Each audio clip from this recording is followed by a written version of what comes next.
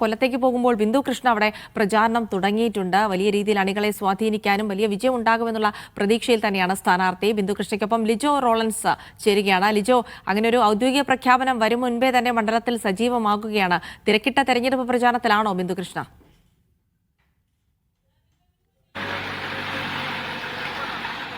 തീർച്ചയായും ഔദ്യോഗിക പ്രഖ്യാപനം വന്നില്ലെങ്കിൽ പോലും കൊല്ലത്ത് UDFന്റെ സ്ഥാനാർത്ഥി ബിന്ദു കൃഷ്ണയ്ക്ക് വേണ്ടി വലിയ ഒരു റോഡ് ഷോ തന്നെ ഇവിടെ ഒരുക്കുകയും അതിനുള്ള തയ്യാറെടുപ്പുകളൊക്കെയാണ് നടത്തിക്കൊണ്ടിരിക്കുന്നത്. ഈ തുറന്ന ഒരു ജീപ്പിൽ കയറി ബിന്ദു കൃഷ്ണ ഇത്തരത്തിൽ പ്രവർത്തകരെയൊക്കെ അഭിവാദ്യം ചെയ്തുകൊണ്ട് നടന്നുകൊണ്ടിരിക്കുന്നതാണ് കാണാൻ കഴിയുന്നത്. പ്രഖ്യാപനം വന്നില്ല, പക്ഷേ പ്രചരണത്തിൽ തീർച്ചയായും നിയമസഭാ തെരഞ്ഞെടുപ്പിൽ ഐക്യജനാധിപത്യ മുന്നണിക്കായി മുന്നോട്ട് പോകുമ്പോൾ ശുഭാപ്തി വിശ്വാസത്തോടെ കഴിഞ്ഞ 5 വർഷക്കാലത്തിന് മുമ്പ് നേരിയ ഭൂരിപക്ഷത്തിൽ ഇവിടെ നിന്ന് പരാജയപ്പെട്ടിട്ടും ജയിച്ച ആളിനേക്കാൾ ഏറ്റവും കൂടുതൽ ഇവിടെ ജനങ്ങളുടെ ഇടയിൽ ജനങ്ങളുടെ ഒരു കുടുംബാംഗമായി എല്ലാ ജനകീയ വിഷയങ്ങളിലും ഒരുമിച്ച് നിന്ന വ്യക്തി എന്ന നിലയിൽ തീർച്ചയായും എന്നെ കൊല്ലത്തെ ജനങ്ങൾ കൈവിടില്ല എന്ന പ്രതീക്ഷയോടുകൂടിയാണ് ഈ തെരഞ്ഞെടുപ്പിൽ.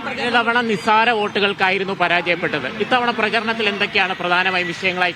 കൊല്ലം നിയമസഭാ മണ്ഡലത്തിന്റെ വികസന മുരടിപ്പ് തന്നെയാണ് ഒന്നാമത്തേത്.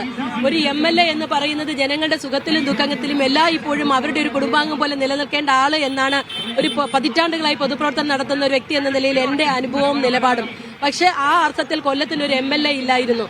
അതുകൊണ്ട് തന്നെ മുഴുവൻ സമയം ഒരു കുടുംബാംഗമായി വിളിച്ചാൽ വിളിപ്പുറത്തുള്ള ഒരു ജനപ്രതിനിധിയെ അവരോടൊപ്പം ഉണ്ടാകണം. ഒപ്പം തന്നെ വികസന പ്രവർത്തനം മുരടിപ്പിച്ചിടക്കുകയാണ്. പാലങ്ങൾ തുടങ്ങി വെച്ച് പൂർത്തിയാക്കാതെ നിലയില്ലാ കയറ്റി നിൽക്കുന്ന പാലങ്ങൾ, പൊട്ടിപ്പൊളിഞ്ഞ റോഡുകൾ, ആശുപത്രികളിലടക്കം മരുന്നുകൾ കിട്ടാതെ അടക്കമുള്ള പ്രശ്നങ്ങൾ, അങ്ങനെ എല്ലാ ജനകീയ വിഷയം ഒന്നൊന്നല്ല, ചെറുപ്പക്കാർക്ക് വിദ്യാഭ്യാസ മേഖല അടക്കം എല്ലാ മേഖലയിലും ജനങ്ങൾക്ക് വേണ്ടുന്ന കാര്യങ്ങൾ പ്രൗഡായി കൊല്ലത്തെ നോക്കി കാണാനുള്ള കാര്യങ്ങൾ. വേറെ കൊല്ലം കോർപ്പറേഷൻ പിടിക്കുമെന്ന് പറഞ്ഞു, കൊല്ലം മണ്ഡലവും പിടിക്കുമോ? ഒരു സംശയവും വേണ്ട.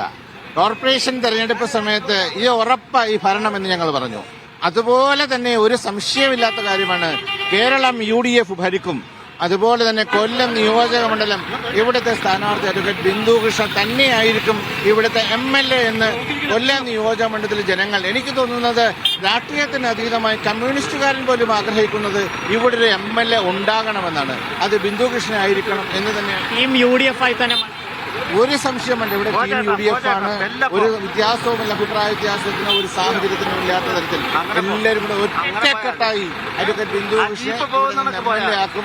അതിനുപരിയായി ഒരുപക്ഷെ കേരളത്തിലെ മന്ത്രിസഭയിൽ ഒരു അംഗമാക്കാൻ പോലും ഞങ്ങൾ മുന്നിൽ നിൽക്കുമെന്നുള്ള സംശയമൊന്നും വേണം. ഈ ഒരു പ്രഖ്യാപനം കൂടെയാണ് നടത്തിയിരിക്കുന്നത്. നമുക്ക് കാണാം, വലിയ രീതിയിലുള്ള ഒരു റോഡ് ഷോയാണ് ഒരുക്കിയിരിക്കുന്നത്.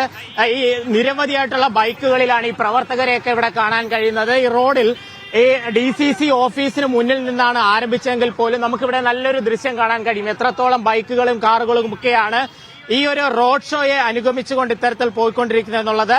പ്രവർത്തകരെല്ലാം തന്നെ ആവേശത്തിലാണ്. ഇനി ഒരു ഔദ്യോഗിക പ്രഖ്യാപനം മാത്രം ഉണ്ടായാൽ മതി എന്നുള്ള ഒരു കാര്യത്തിലാണ്. എന്തായാലും കൊല്ലം മണ്ഡലത്തിലും സ്ഥാനാർത്ഥി പ്രഖ്യാപനം ഔദ്യോഗികമായി വന്നില്ലെങ്കിൽ പോലും പൂർണ്ണമായും ടീം UDF സജ്ജമാണ് എന്നുള്ളതാണ് അറിയിച്ചിരിക്കുന്നത്. അപ്പോൾ ഔദ്യോഗിക പ്രഖ്യാപനത്തിനൊന്നും കാത്തു നിൽക്കുന്നില്ല ബിന്ദു കൃഷ്ണ. മണ്ഡലത്തിൽ സജീവമായി തെരഞ്ഞെടുപ്പ് പ്രചാരണത്തിലൊക്കെ സജീവമായി തന്നെ തുടരുകയാണ്.